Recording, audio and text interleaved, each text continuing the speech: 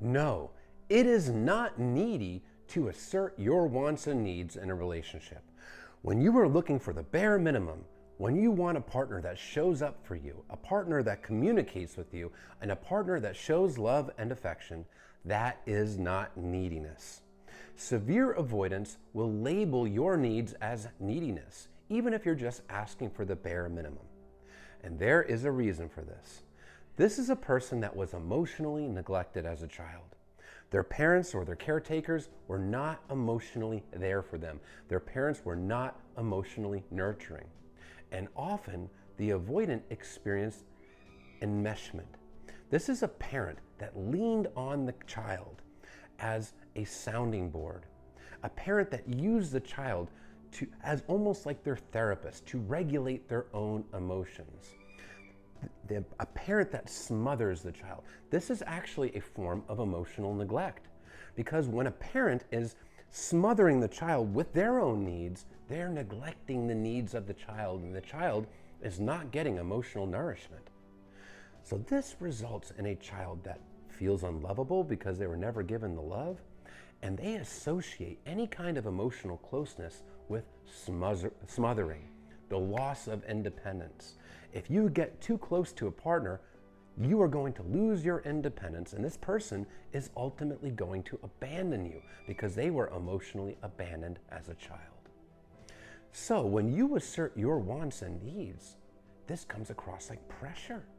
Like you are trying to control the avoidant, like you are trying to take their independence, you are trying to take their autonomy away from them because you are asking of them to do things for you. You are asking for them to show up for you. And that comes across as neediness to the avoidant. Now, that doesn't mean your wants and needs are actually needy. What it means is the avoidant has unhealed attachment wounds. They have traumas and issues from childhood that they haven't healed. And they're projecting it onto you. And because of these unhealed wounds, they perceive any kind of healthy relationship behaviors as being controlling, as being smothering. And when you personalize this and convince yourself that you are being needy, you're personalizing this person's traumas. You are personalizing this person's emotional unavailability. And when you personalize it, you're pushing yourself further into anxious attachment because you're trying to control the uncontrollable. You are trying to create an outcome within a person that is emotionally unavailable. And you are just creating more insecurity within yourself. It is very important in a relationship to assert your wants and needs and do so in a kind and empathetic manner. Use non-critical communication, I feel statements rather than you.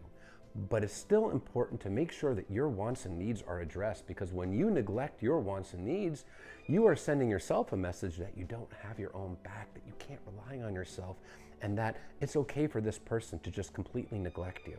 And you're also sending your partner the message that it is okay to neglect you, that your wants and needs don't matter.